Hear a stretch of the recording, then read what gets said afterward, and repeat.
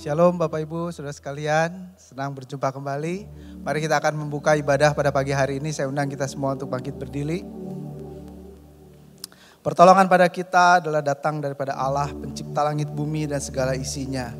Dia setia memelihara ciptaannya dan tidak pernah meninggalkan perbuatan tangannya dari selama-lamanya sampai selama-lamanya.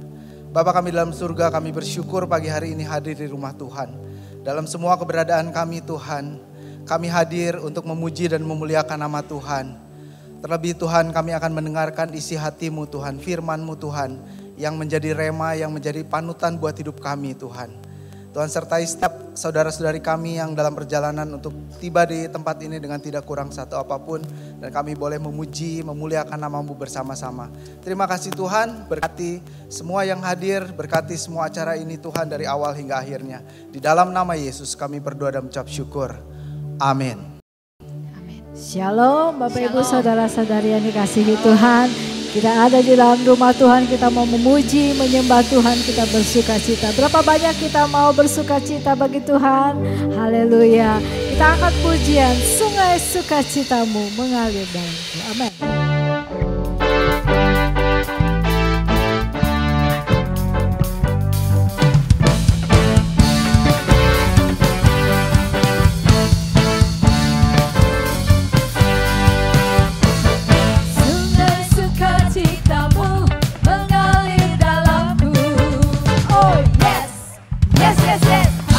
Sukacitamu melimpah dalamku.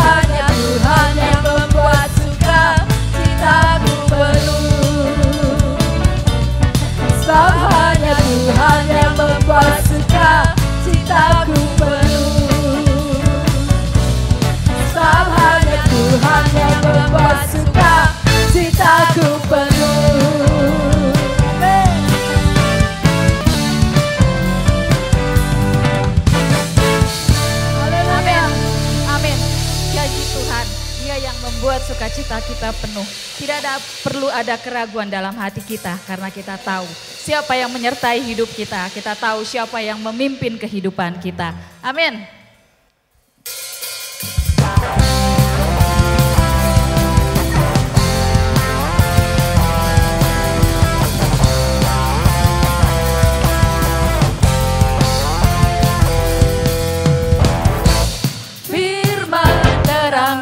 Jalanku, perisai iman di setiap waktu,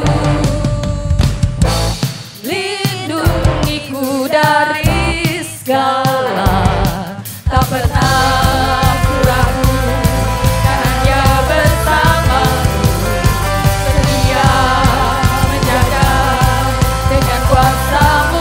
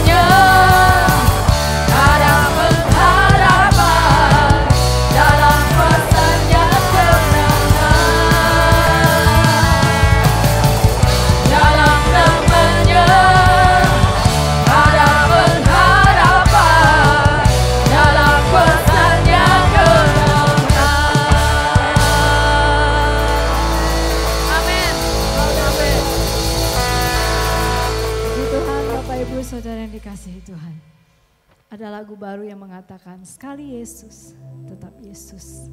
Kita mau sama-sama menyanyikan lagu ini dengan hati yang bersungguh-sungguh di hadapan Tuhan. Kita mau katakan sekali Yesus, tetap Yesus. Haleluya, amin. Mari kita nyanyi sama-sama.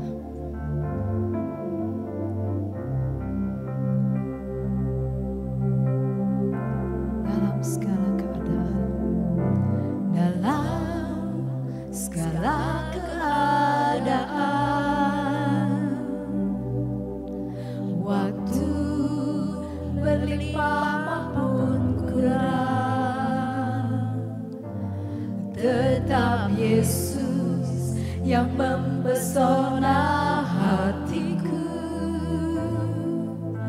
Dia beri damai kesempatan baru di setiap musim kehidupan. Waktu ku kuat maupun lemah, tetap Yesus yang mempesona hatiku.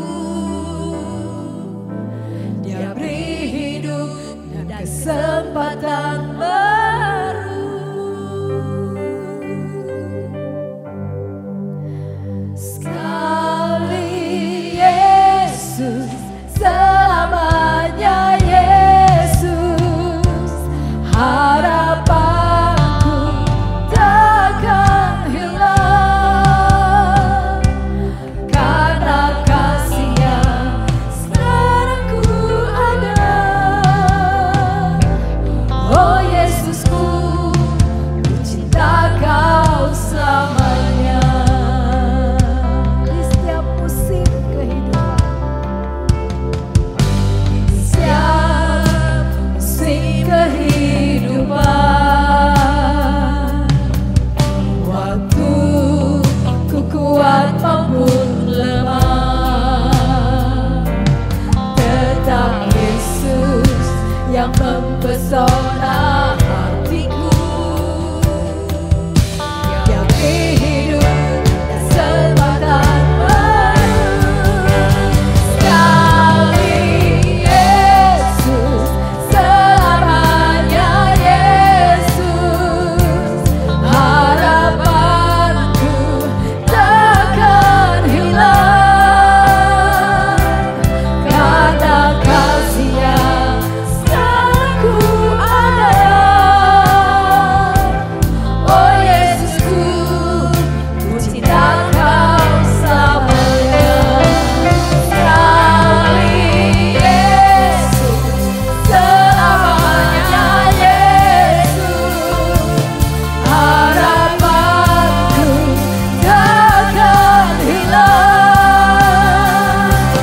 karena kasih-Nya sekarang ku ada. Oh Yesusku, ku cinta Kau selamanya. di setiap musim kehidupan kita, seringkali ada susah, ada senang. Tetapi kita percaya hanya Yesus satu-satunya Allah yang selalu menopang kehidupan kita, yang selalu ada bersama-sama dengan kita. Kita tidak akan kehilangan pengharapan di dalam Dia. Hanya Yesus yang menjadi kekuatan hidup kita. Haleluya. Sekali Yesus, selamanya Yesus, harapanku takkan hilang, karena kasih-Nya sekarang ku ada. Oh Yesusku,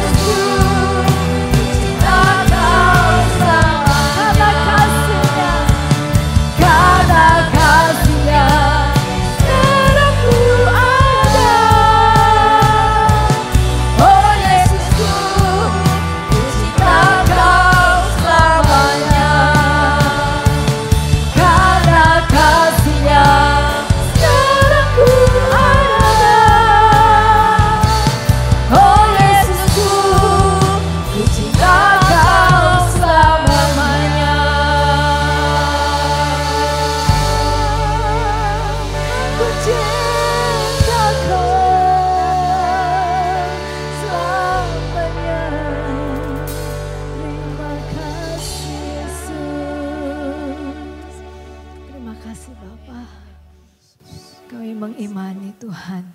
Karena kami percaya hanya sekali Yesus, selama-lamanya Yesus di dalam kehidupan kami. Tidak ada yang lain. Karena kami percaya kami ada saat ini. Itu semua karena kasih dan kemurahan-Mu. Terpujilah nama-Mu Tuhan Yesus. Terima kasih Bapa. Sementara umat-Mu akan memberikan persembahan, Tuhan memberkati. Tuhan tolong biarlah persembahan ini menjadi dupa yang harum di hadapan-Mu Tuhan untuk pekerjaan Tuhan di tempat ini. Terima kasih Bapa, terima kasih. Kami serahkan semua dalam tangan-Mu. Di dalam nama Yesus kami berdoa dan mengucap syukur. Haleluya. Amin. Silakan duduk Bapak Ibu Saudara, silakan memberi. Tuhan berkati.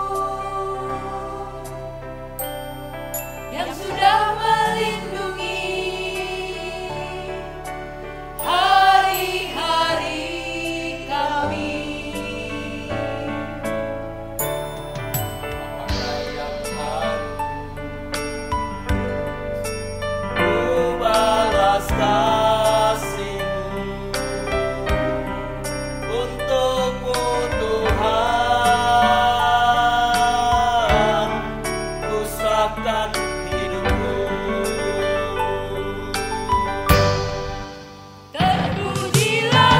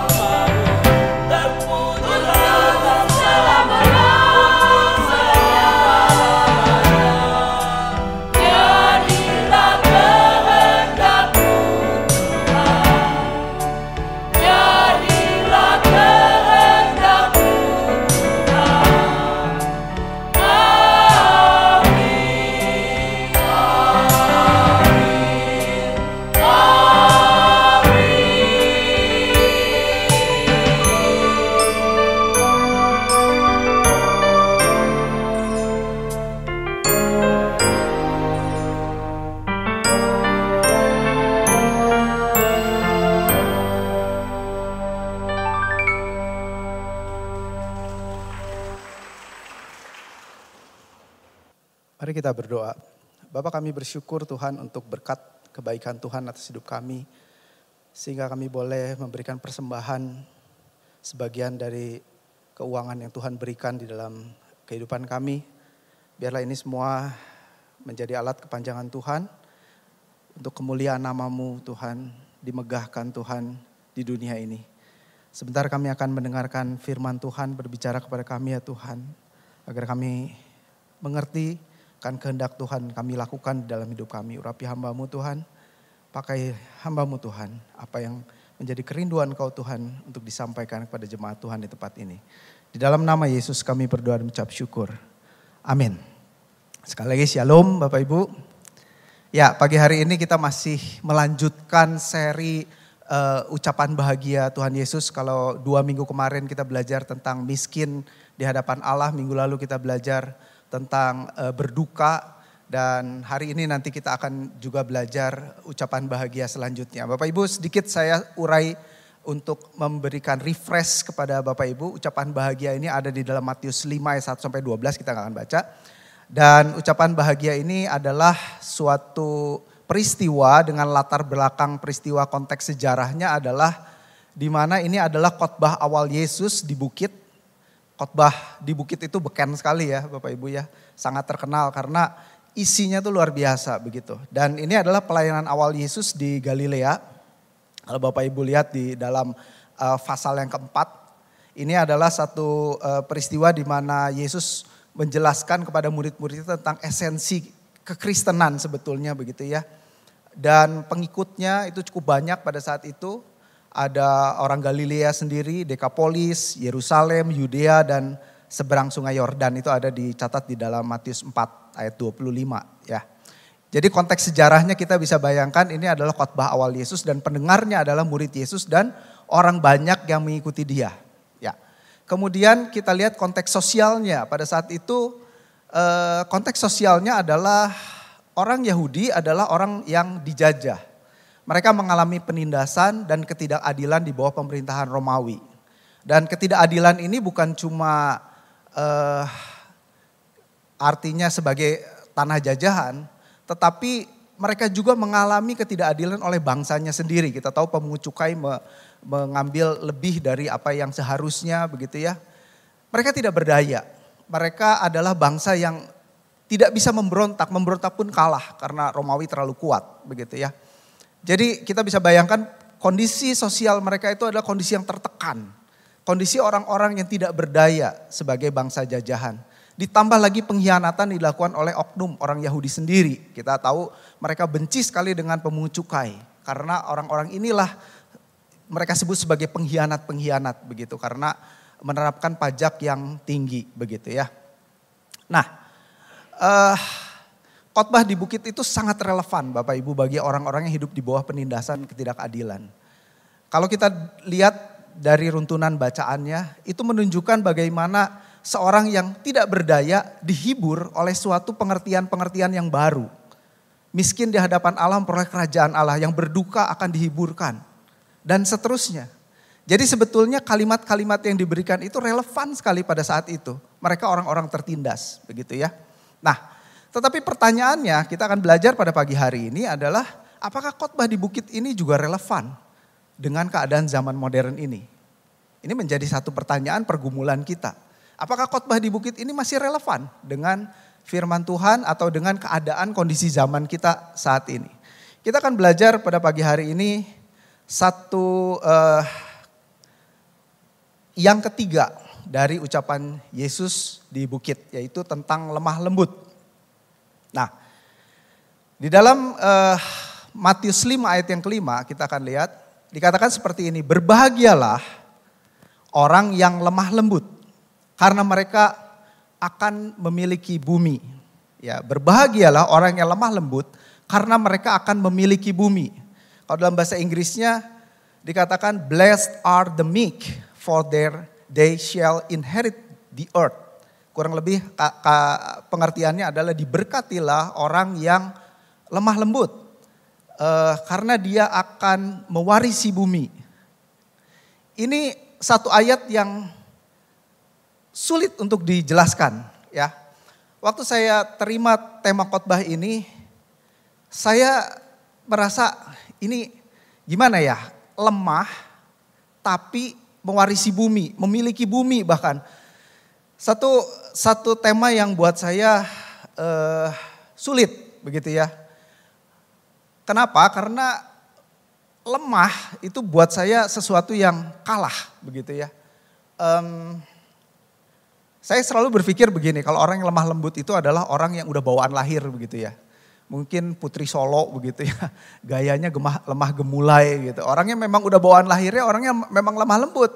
Enggak tegas, enggak kasar, enggak keras gitu mungkin ya.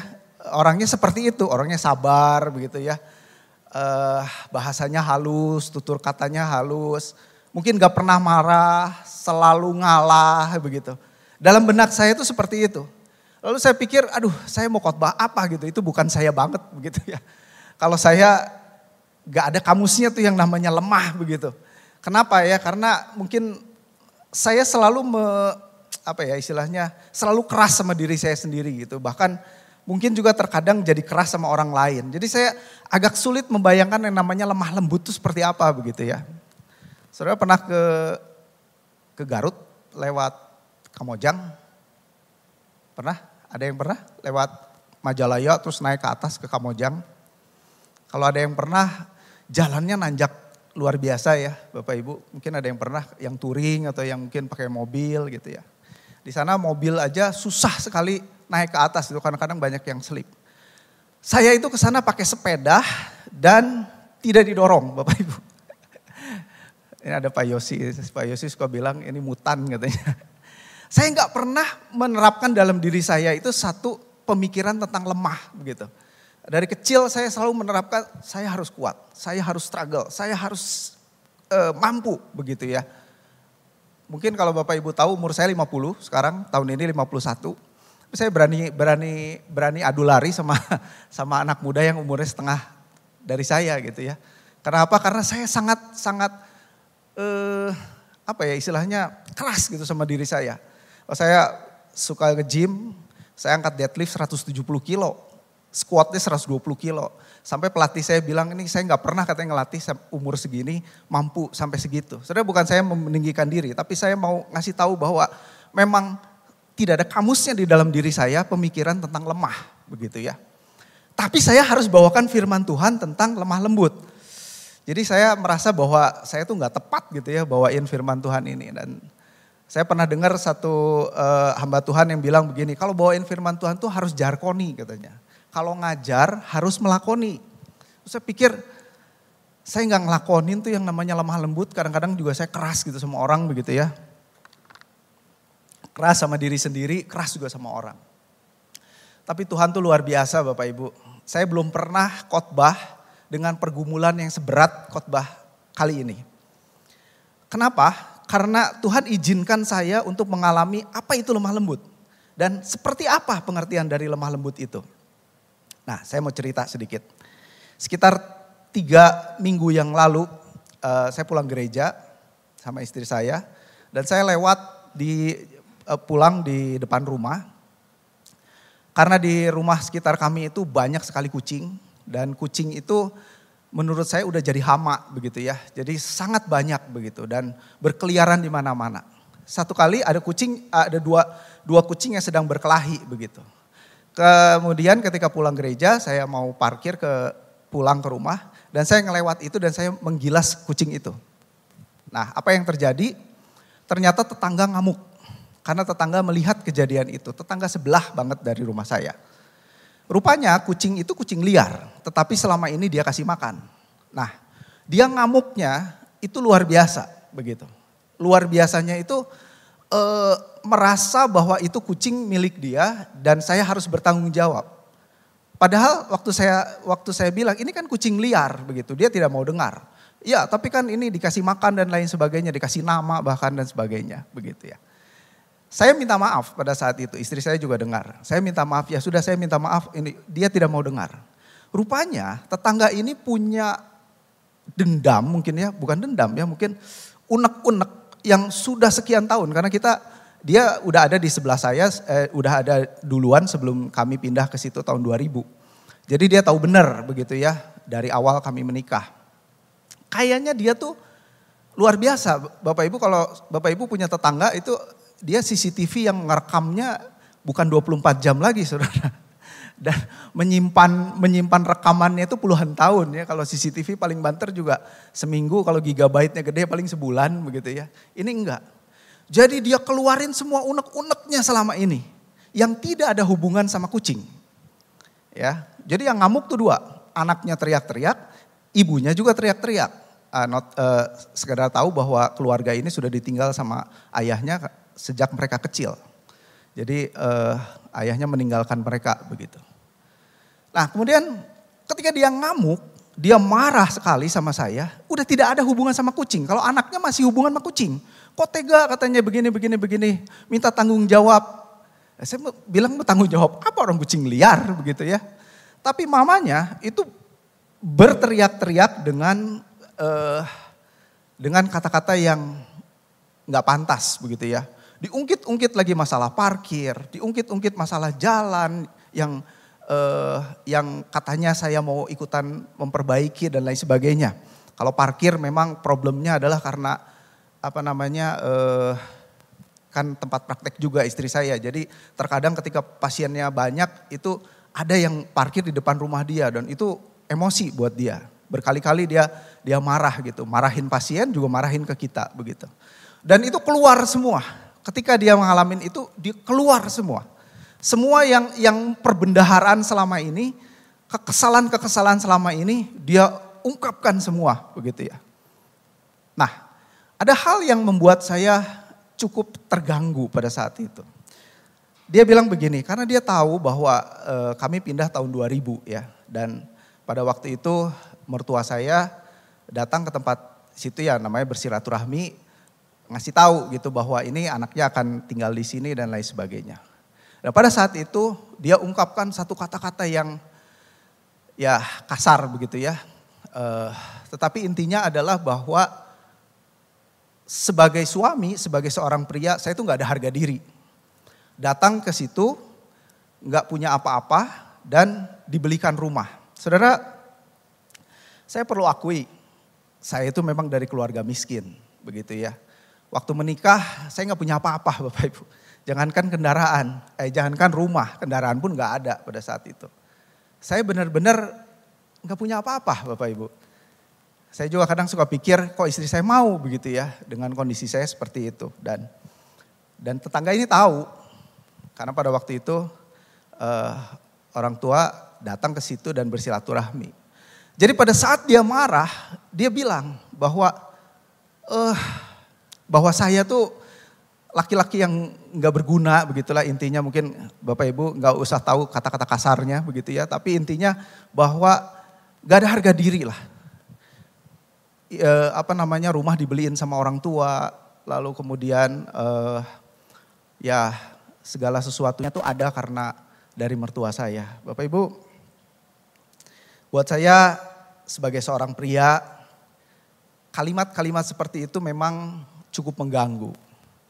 Dan itu berbekas, pergumulan. Makanya saya bilang kalau mau dibilang pada saat menyiapkan firman Tuhan ini sesuatu yang lumayan berat, mungkin paling berat lah. Kenapa kok jadi berat ya? Karena saya bukan orang yang lemah.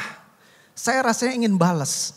Saya rasanya ingin balik ngomong sama dia begitu ya. Bahwa apa yang dia tuduhkan itu gak benar begitu. Nah cuman begini, secara rumah betul, dibelikan betul. Tetapi secara pekerjaan, dia tuh melecehkan sekali gitu. Kerjaannya cuman bimbel katanya. Intinya dia tahu bahwa kalaupun sekarang sudah ada peningkatan ekonomi itu semua dari istri saya begitu ya.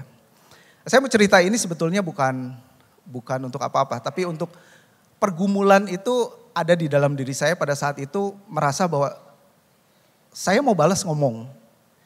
Tapi lucunya seminggu sebelumnya saya kena batuk dan suara saya serak. Saya nggak bisa balas ngomong. Jadi yang ada saya cuma diem aja. Dia ngomong apa dan terus bercerat-cerat diem. Sampai akhirnya saya masuk ke dalam rumah dan dia teriak-teriak sampai gebrak-gebrak pagar. Terus saya merenung gitu ya. Buat saya ini satu surprise gitu ya. Hidup saya nggak pernah saya dihina kayak begini gitu sama orang gitu ya. Bahkan mertua saya pun tidak pernah menghina saya begitu ya. Tidak pernah menganggap saya tidak mampu gitu. Tapi pada saat itu saya mulai merenung ya. Dan saya tahu luar biasanya Tuhan atas hidup saya gitu ya. Betapa saya memang orang yang gak punya apa-apa. Dari kecil saya gak punya orang tua ya. Ayah saya udah gak ada sejak saya umur 3 bulan. Kami keluarga miskin, betul. Tapi Tuhan tidak pernah tinggalkan saya gitu untuk memelihara saya gitu.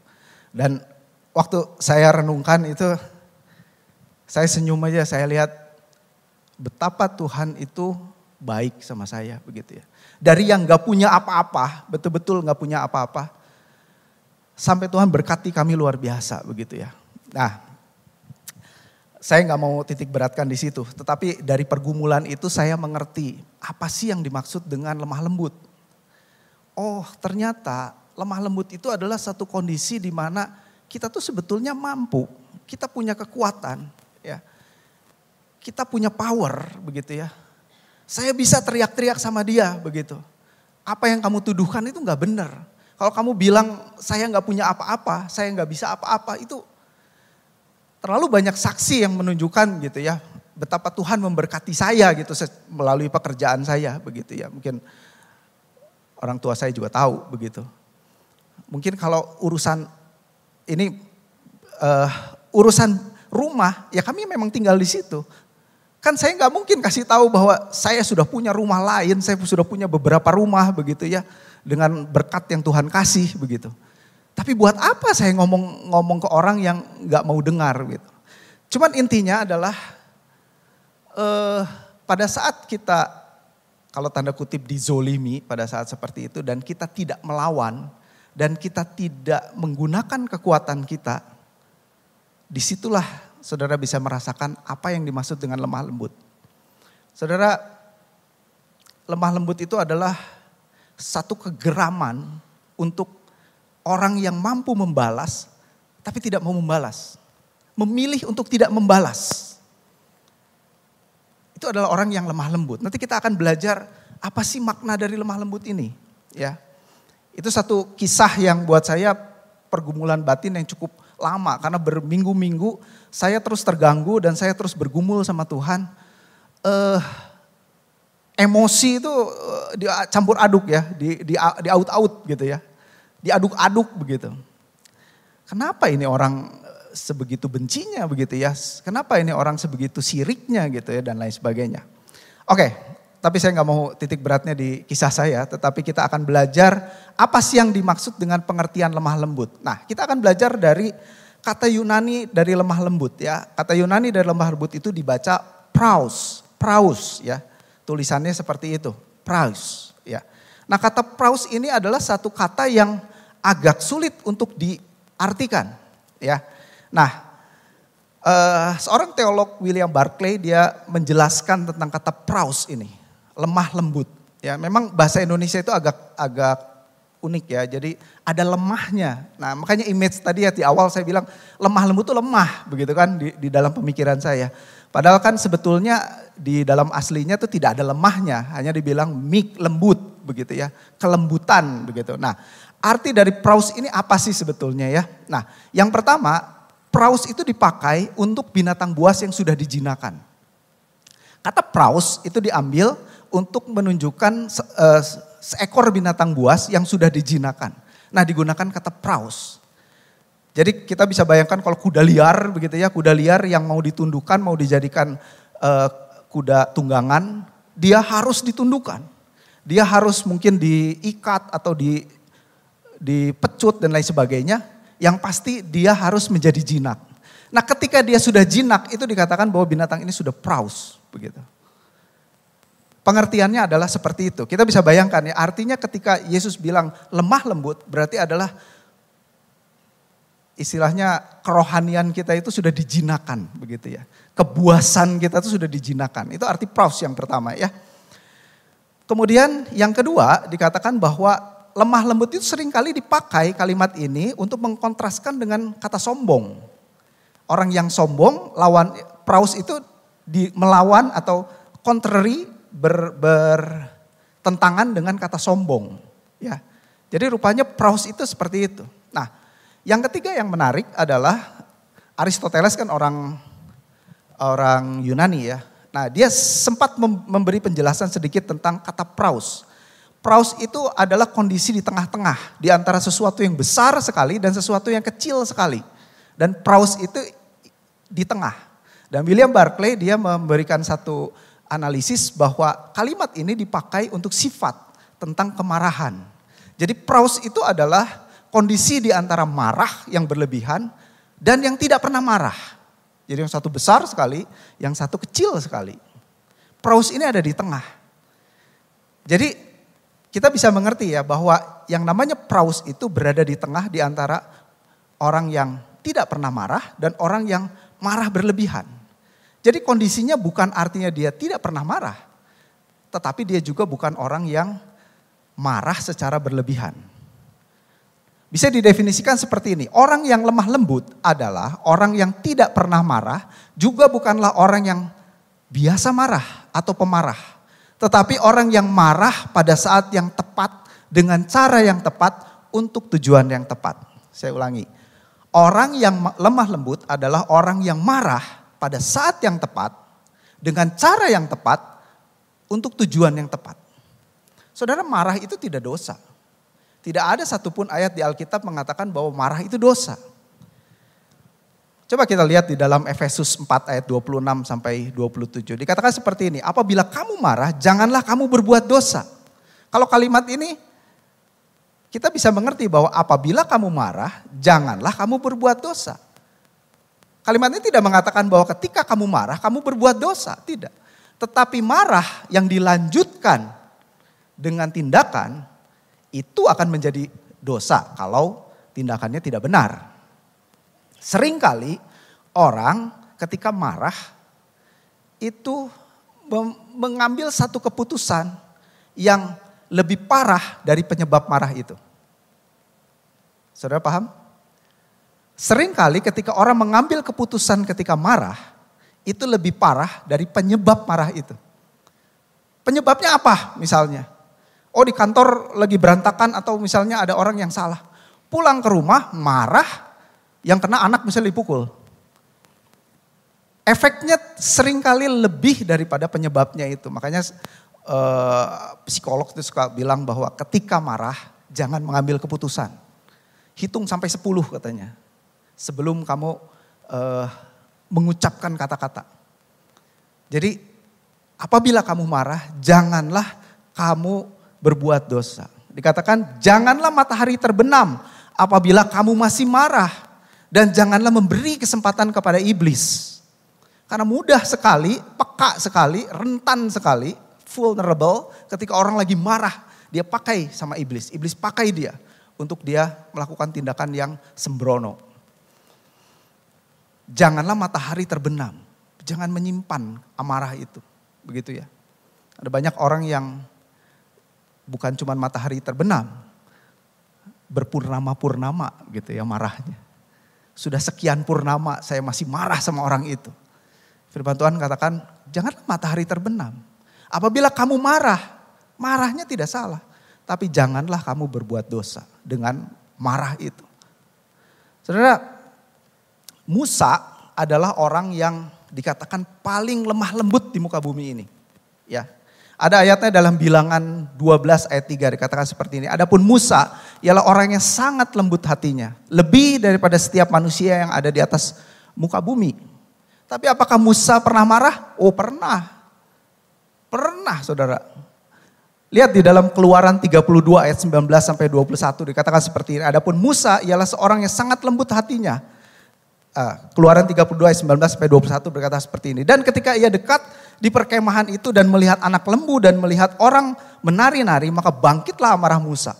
Dilemparkannya lah kedua loh itu dari tangannya dan dipecahkannya pada kaki gunung itu. Sesudah itu diambilnya lah anak lembu yang dibuat mereka itu, dibakarnya dengan api, digilingnya dengan api dan digilingnya sampai halus. Kemudian ditaburkannya ke atas air dan disuruhnya minum orang Israel.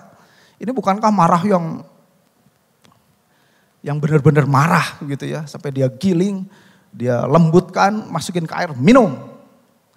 Ini benar-benar marah. Tapi Tuhan katakan dia orang yang sangat lembut hatinya. Yesus berkata seperti ini. Pikulah kuk yang kupasang dan belajarlah padaku. Karena aku lemah lembut dan rendah hati. Dan jiwamu akan mendapat ketenangan. Yesus berkata, belajar sama aku. Aku ini lemah lembut. Pertanyaan, Yesus pernah marah? Jelas pernah marah. Ya, kita tahu semua ya.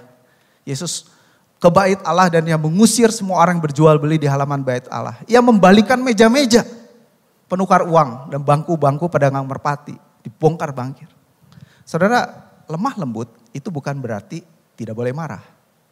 Adalah salah ketika kita selalu marah dan salah ketika kita tidak pernah marah. Jadi lemah lembut ini ada di tengah posisinya. Kondisi di mana ketika dia marah itu tepat. Caranya tepat, waktunya tepat, dan tujuannya tepat. Mari kita belajar untuk menjadi orang yang lemah lembut dari pengertian Paulus ini. Jadi bisa disimpulkan seperti ini Bapak Ibu. Orang yang lemah lembut adalah orang yang mampu untuk mengendalikan kekuatannya. Ia tidak diperbudak oleh kekuatannya itu. Melainkan menguasainya. Jadi kalau amarah saja sudah bisa dia kuasai. Dia mampu, dia punya kekuatan. Tapi dia mampu mengendalikan kekuatannya. Ia tidak diperbudak oleh kekuatannya itu. Melainkan menguasainya.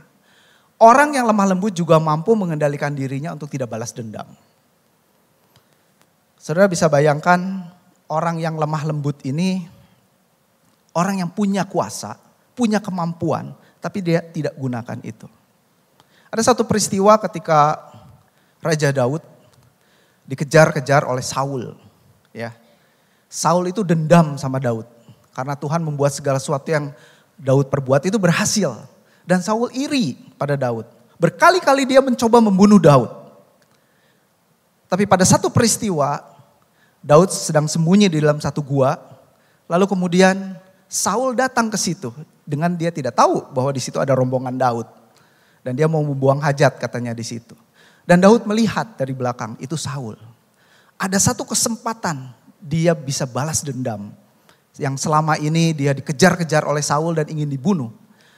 Pegawainya bilang, tiba waktunya tuanku, inilah waktunya engkau bisa membunuh Saul yang begitu jahat kepadamu. Kira-kira kalimatnya seperti itu. Tapi ada satu kata yang Daud katakan di dalam 1 Samuel 24 ayat 7 dikatakan seperti dijauhkan Tuhanlah kiranya daripadaku untuk melakukan hal yang demikian kepada tuanku. Kepada orang yang diurapi Tuhan, yakni menjamah dia. Sebab dialah orang yang diurapi Tuhan. Saudara, Daud punya respek yang luar biasa terhadap orang yang diurapi Tuhan. Dia punya kemampuan, dia punya kesempatan untuk membalas dendam. Tapi dia tidak gunakan itu. Ini orang lemah lembut. Orang lemah lembut adalah orang yang punya kekuatan, punya kesempatan untuk membalas dendam dari orang-orang yang jahat sama dia. Tetapi dia tidak gunakan itu. Dalam kasus ini, karena Daud tahu bahwa Saul adalah raja yang diurapi oleh Tuhan. Raja yang diangkat sendiri oleh Tuhan. Meskipun kita tahu penyimpangan-penyimpangan Saul dan akhirnya Tuhan juga meninggalkan Saul. Tetapi dia tetap respect sama Saul ya karena Tuhan. Saudara, dalam ayat Matius 26 ayat 53, ini adalah peristiwa ketika Tuhan Yesus mau ditangkap. Ya. Pada saat itu kita tahu bahwa Yudas berkhianat. Dan dengan pasukannya dia datang untuk menangkap Yesus. Peristiwanya adalah ada salah satu pengikut Yesus yang mengeluarkan pedang. Dan dia potong telinga dari prajurit, salah satu prajurit itu. Lalu Yesus berkata, sarungkan pedangmu katanya. Karena orang yang menggunakan pedang akan mati oleh pedang. Lalu kalimat berikutnya dalam Matius 26 ayat 53 dikatakan seperti ini. Atau kau sangka bahwa aku tidak dapat berseru kepada Bapakku supaya ia segera mengirimkan lebih dari 12 pasukan malaikat membantu aku? Yesus itu punya kekuatan yang luar biasa Bapak Ibu. Pada saat dia akan ditangkap. Kalimat ini muncul. Kalimat ini berkata bahwa emang kamu pikir aku gak bisa panggil malaikat? 12 pasukan malaikat. Pasukan ini adalah legion Bapak Ibu. Satu legion 6.000 malaikat. Dan satu malaikat dalam 2 Raja-Raja 19 ayat 35 itu mampu membunuh 185.000 manusia dalam satu malam. Ya kalau Bapak Ibu baca dalam kisah bagaimana Tuhan menolong orang Israel mengalahkan bangsa Asyur. Satu orang malaikat bisa membantai 185.000. Sedangkan ini Yesus katakan, apakah kamu sangka aku gak bisa memanggil 12 pasukan malaikat? 72.000 malaikat. Mati semua itu. Bayangkan kalau Yesus tidak punya hati yang lembut. Kekuatan yang Tuhan punya itu luar biasa. Tetapi dia tidak gunakan itu. Karena dia lemah lembut, Bapak Ibu. Bahasa Ibrani tentang lemah lembut itu anafim. Karena tidak ada praus ya. Karena di perjanjian baru kan pakai bahasa Yunani. Bahasa Ibrani, perjanjian lama itu menggunakan bahasa Ibrani. Jadi tidak ada kata praus. Nah pengertian praus itu dekat sekali dengan rendah hati sebetulnya. Dengan anafim ya. Nah anafim ini banyak digunakan di dalam perjanjian lama. Salah satunya dalam Mazmur. Mazmur 22 ayat 27 berkata seperti ini. Orang-orang rendah hati akan makan dan kenyang. Orang-orang yang mencari Tuhan akan memuji Dia. Biarlah hatimu hidup untuk selama-lamanya. Ternyata ada satu berkat yang luar biasa yang Tuhan siapkan untuk orang yang lemah lembut. Orang yang rendah hati ini. Ya. Mazmur 69 ayat 33 berkata seperti ini. Sebab Tuhan mendengarkan orang-orang miskin. Orang-orang miskin ini digunakan kata anafim. Sama dengan tadi rendah hati. Dan tidak memandang hina orangnya dalam tahanan. Yesaya 29 ayat 19 berkata orang-orang yang tertindas. Bertambah kegembiraannya. Orang-orang yang tertindas ini juga digunakan kata anafim.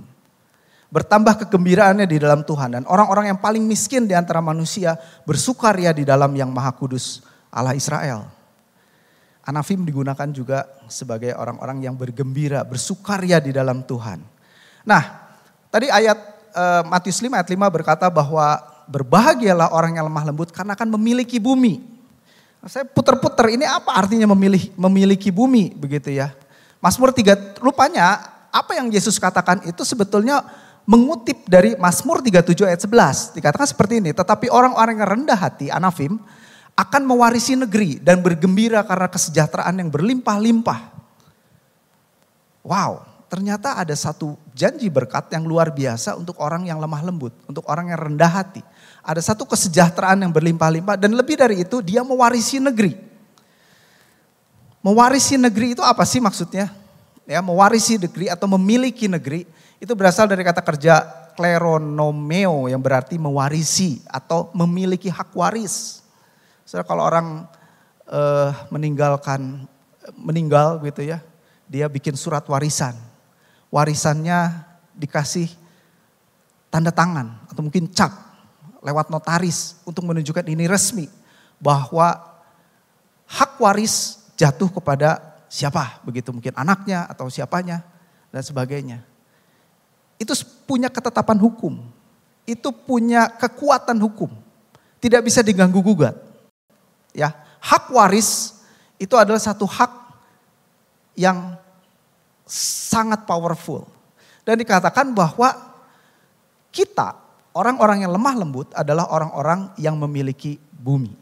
Bumi, tengen, ya G. G itu kata-katanya seringkali pakai sebagai geologi, geodesi gitu ya.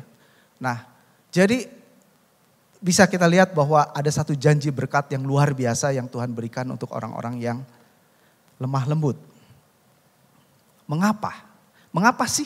Kalau secara logika mengapa sih orang yang lemah lembut kok mendapatkan hak waris seperti itu ya? Alasan yang pertama, karena orang yang lemah lembut itu mengalami pembelaan Allah. Mari kita buktikan. Bilangan 12 ayat 1 sampai 10. Kita tahu tadi kalimatnya kan di Bilangan 12 ayat 5 dikatakan bahwa Musa adalah orang yang sangat lembut hatinya. Lebih daripada semua orang di muka bumi, kan dikatakan seperti itu. Ini konteksnya waktu Allah berbicara, Itu lagi apa ini ya? Mari kita buka di dalam Bilangan 12 ayat 1 sampai 10. Saya mohon ditampilkan Bilangan 12 ayat 1 sampai 10. Karena saya nggak tampilin terlalu panjang. Mohon Bilangan 12 ayat 1 sampai 10 ya. Oke, sambil nunggu saya bacakan. Ayat pertama, Bilangan 12 ayat pertama dikatakan seperti ini. Miriam serta Harun mengatai Musa berkenaan dengan perempuan Kus yang diambilnya. Sebab memang ia telah mengambil seorang perempuan Kus. Ya, ayat kedua dikatakan seperti ini. Sungguhkah Tuhan berfirman dengan perantaraan Musa saja? Bukankah dengan perantaraan kita juga ia berfirman? Dan hal itu didengar oleh Tuhan. Ayat yang ketiga, adapun Musa, nah ini yang tadi kalimat tadi. Adapun Musa ialah orang yang sangat lembut hatinya. Lebih dari setiap manusia yang di atas muka bumi. Lalu berfirmanlah Tuhan dengan tiba-tiba kepada Musa dan kepada Harun dan Miriam. Keluarlah kamu bertiga ke kemah pertemuan, maka keluarlah mereka bertiga. Lalu turunlah Tuhan dalam tiang awan, berhenti di pintu kemah dan memanggil Harun dan Miriam dan tampillah mereka keduanya. Lalu berfirmanlah ia, dengarlah firmanku ini. Jikalau ada di antara kamu seorang nabi, maka aku Tuhan mengatakan diriku kepadanya dalam penglihatan. Aku berbicara dengan dia dalam mimpi. Bukan demikian hambaku Musa, seorang yang setia dalam segenap rumahku. Berhadap-hadapan aku berbicara dengan dia, terus terang, bukan dengan teka-teki. Dan ia memandang rupa Tuhan. Mengapakah kamu tidak takut mengatai hambaku Musa? Sebab itu bangkitlah murka Tuhan terhadap mereka, lalu pergilah ia. Ayat 10, dan ketika awan sudah naik dari atas kemah, maka tampaklah Miriam kena kusta, putih seperti salju. Ketika Harun berpaling pada Miriam, maka kelihatannya lah bahwa ia kena kusta. Saudara, yang ngamuk Tuhan. Yang ngamuk Tuhan. Musanya balas dendam? Enggak. Musanya melawan? Tidak. Musanya diam. Yang ngamuk Tuhan. Maka saya bilang, kenapa Tuhan bisa menjanjikan mewarisi bumi? Karena orang yang lemah lembut adalah orang yang mengalami pembelaan Allah. Firman Tuhan katakan pembalasan adalah hakku. Firman Tuhan. Dia yang mengalami pembelaan Allah. Kita lihat bagaimana Tuhan turun tangan ketika hambanya dipermalukan dengan sesuatu yang dia perbuat. Dia mengambil perempuan Kus. Mungkin secara logika Miriam dan Harun berpikir ini gak pantas kamu ngambil orang kafir. Lalu dia berpikir emangnya cuma Musa doang yang bisa dengar suara Tuhan. Wah, dia merasa meninggikan diri. Tapi Tuhan bilang, aku tuh sama kalau nabi kasih taunya lewat mimpi, Musa tuh berhadapan muka dengan muka. Kamu gak takut sama orang yang sampai sebegitunya Tuhan hargai, Tuhan hormati. Dan yang terjadi seperti itu Bapak Ibu. Ini satu teguran buat kita Bapak Ibu, satu peringatan buat kita. Jangan pernah mengata-ngatai hamba Tuhan. Bukan cuma di tempat ini, bukan saya membela diri. Bukan cuma juga hamba Tuhan yang banyak kekurangan. Mungkin hamba Tuhan yang di luar sana juga banyak kekurangan. Tapi ketika kita mengata-ngatai, apalagi kita menggosipkan atau kita menjelek-jelekan. Nanti Tuhan yang marah, cilaka saudara. Hati-hati Bapak Ibu. Mari kita hormati. Daud sangat menghormati Saul, orang yang diurapi Tuhan. Kalau kita tahu bahwa hamba-hamba Tuhan itu dipakai oleh Tuhan, diangkat oleh Tuhan sendiri. Masakan kita gak takut dengan Tuhan yang sudah mengangkatnya. Berani-beraninya kita, sosoknya kita ngerasa diri lebih pinter, lebih mampu, lebih jago. Dan kita berani mengata-ngatai hamba Tuhan. Begitu ya Bapak Ibu. Yang kedua, kenapa? Ini kita pikir secara zaman modern. Orang yang lemah lembut adalah orang yang memiliki kekuatan. Kok bisa? Kita bisa bayangkan dalam kehidupan kita. Kelemah lembutan itu bukan berarti kelemahan Bapak Ibu. Orang yang lemah lembut itu memiliki kekuatan dalam apa? Pengendalian diri. Dia sabar dan dia bergantung kepada Tuhan. Mampu menghadapi tantangan hidup dengan tenang dan bijaksana. Ada satu quote mengatakan, if you lose patience, you lose the battle. Kalau kamu hilang kesabaran, kamu kalah di dalam satu pertempuran. Ya, ada banyak peristiwa di mana pertandingan ketika dia tidak bisa patient, tidak bisa sabar, tidak bisa berpikir jernih, yang terjadi malah dia kalah dalam pertandingan itu. Jadi orang yang lemah lembut cenderung tenang. dan menguasai keadaan sehingga tidak bertindak gegabah, tidak bertindak sembrono. Jadi orang yang lemah lembut itu orang yang kuat, bukan orang yang lemah, ya. Dan terakhir, ini puncak dari segalanya, orang yang lemah lembut adalah orang yang akan ditinggikan Allah. Firman Tuhan katakan dalam Filipi 2 ayat 8 sampai 9, puncak dari semuanya adalah Kristus. Saudara lihat bagaimana Yesus adalah Allah, Tuhan yang lemah lembut. Bagaimana dia dicemooh, bagaimana dia dihina, diludahi, dipukul, dicaci maki. Tapi dia tidak membalas. Dalam peristiwa penyaliban kita tahu rangkaian kesusahan yang dia hadapi. Bukan cuma fisik, tapi mental. Dan lebih lagi ditinggalkan oleh Allah. Dalam kesemuanya itu, dia mampu melewatinya dengan lemah lembut. Dia mampu mengendalikan segala kemampuan yang dia punya. Bayangkan kalau Yesus pada saat itu menggunakan kekuatannya, selesailah sudah. Dan tidak ada keselamatan buat kita, Bapak Ibu. Kita lihat Filipi 2 ayat 8 dan 9 berkata seperti ini. Dan dalam keadaan sebagai manusia, ia telah merendahkan dirinya dan taat sampai mati, bahkan sampai mati di kayu salib. Itulah sebabnya Allah sangat meninggikan dia dan mengaruniakan kepadanya nama di atas segala nama. Yesus memberi teladan yang luar biasa tentang lemah lembutan. Bagaimana dia mampu mengendalikan kemampuannya, kehebatannya, kekuatannya. Untuk dia tidak menggunakannya itu. Dia kalaupun dia marah tepat pada caranya, pada saatnya, dan juga pada tujuannya. Mari Bapak Ibu, kita semua mau menjadi orang yang lemah lembut. Amin. Kita sudah mengerti apa itu lemah lembut. Karena lemah lembut adalah orang yang mewarisi bumi. Orang yang dipercaya sama Tuhan untuk mendapatkan hak waris dengan kesejahteraan yang berlimpah-limpah. Amin.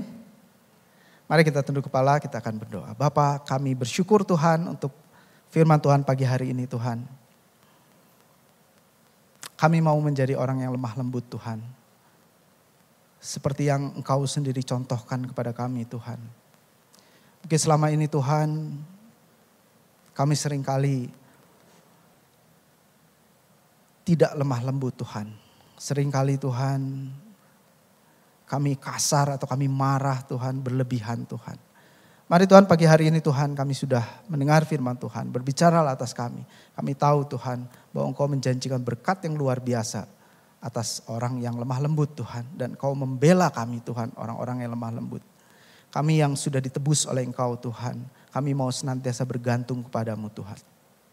Biarlah firman Tuhan ini menjadi rema buat setiap kami yang mendengarkannya. Menjadi berkat buat kami semua Tuhan. Di dalam nama Yesus kami berdoa dan ucap syukur. Amin.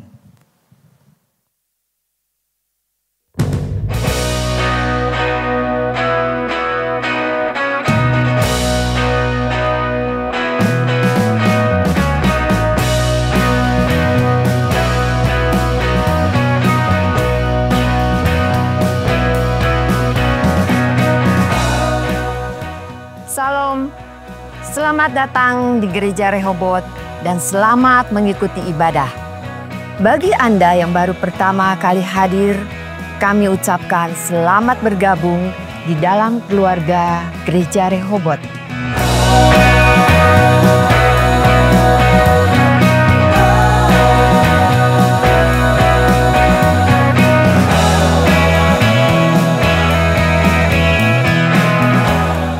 Selama bulan Februari dan Maret, kita akan memaknai ucapan bahagia yang diajarkan oleh Yesus Kristus.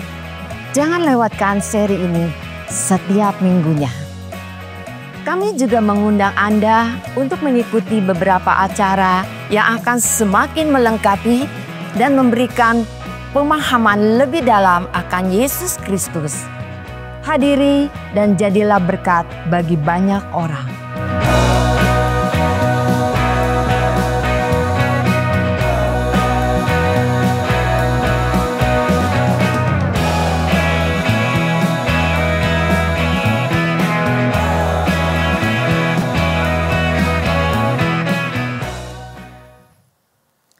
Ya, puji Tuhan, saudara, kita sudah mendengar firman Tuhan. sudah diterangkan sedemikian rupa sehingga kita mengerti apa itu lemah lembut. Jadi bukan seorang pria pikir, saya mesti lemah lembut gimana? Apa saya mesti gemulai, melambai gitu? Bukan, saudara. Bukan ya. Lemah lembut seperti apa tadi sudah diterangkan. Bukan seorang yang lemah, tapi orang yang kuat. Puji Tuhan. Saudara, kita akan menyelesaikan ibadah pada siang hari ini. Sebelumnya ada satu pengumuman yang penting, yaitu kita berdoa untuk saudara-saudara kita yang akan dibaptis. 25 orang. Ya betul tadi. Ya, 25 orang.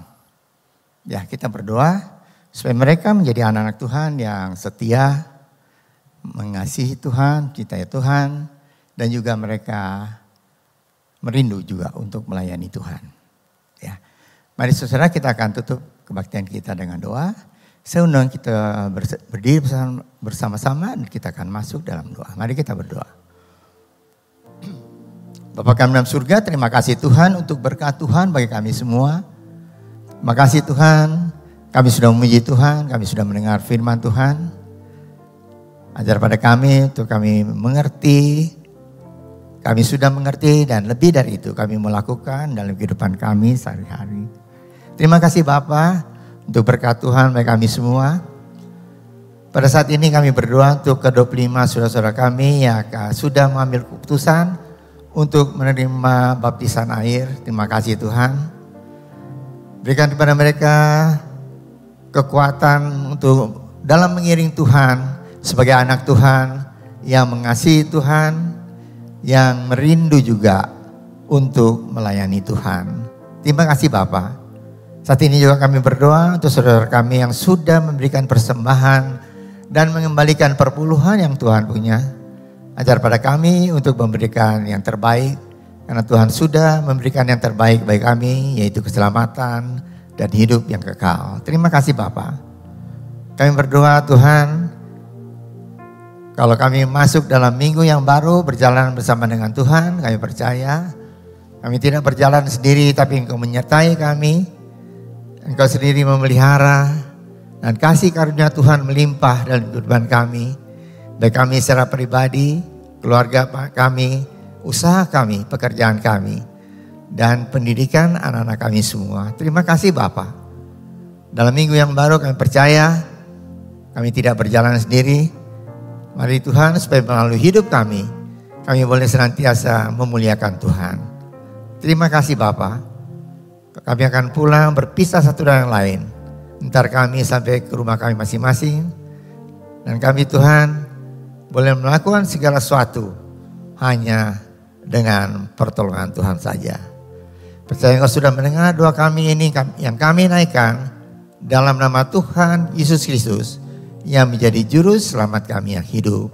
Saudara yang dikasihi oleh Tuhan, angkatlah tangan saudara untuk menerima berkat Allah.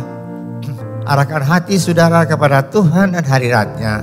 Maka berkat Allah memenuhi hidup saudara. Amin. Berkat Allah memenuhi keluarga saudara. Amin. Berkat Allah memenuhi kesehatan saudara. Amin. Berkat Allah memenuhi pekerjaan saudara. Amin. Dan jadilah berkat dimanapun saudara berada. Amin. Saudara terimalah berkat dari Allah Bapa, kasih karunia dan damai sejahtera dari Tuhan Yesus Kristus, dan persekutuan Allah Roh Kudus menyertai saudara sekalian mulai hari ini sehingga Maranatha, Tuhan Yesus datang kembali. Amin. Bapa, terima kasih. Bapa, terima kasih. Bapa di dalam surga,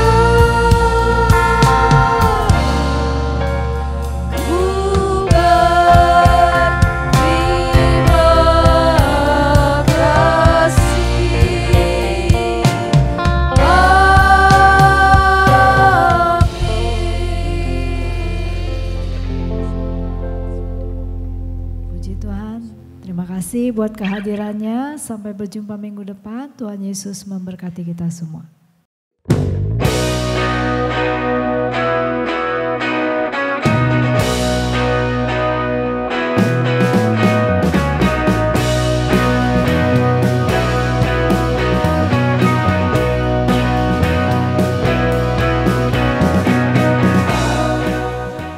Salam, selamat datang di Gereja Rehobot dan selamat mengikuti ibadah.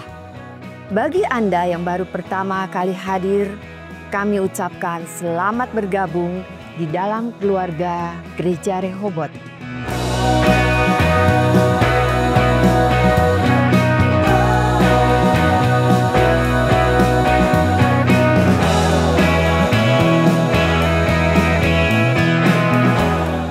Selama bulan Februari dan Maret, kita akan memaknai ucapan bahagia yang diajarkan oleh Yesus Kristus. Jangan lewatkan seri ini setiap minggunya. Kami juga mengundang Anda untuk mengikuti beberapa acara yang akan semakin melengkapi dan memberikan pemahaman lebih dalam akan Yesus Kristus. Hadiri dan jadilah berkat bagi banyak orang.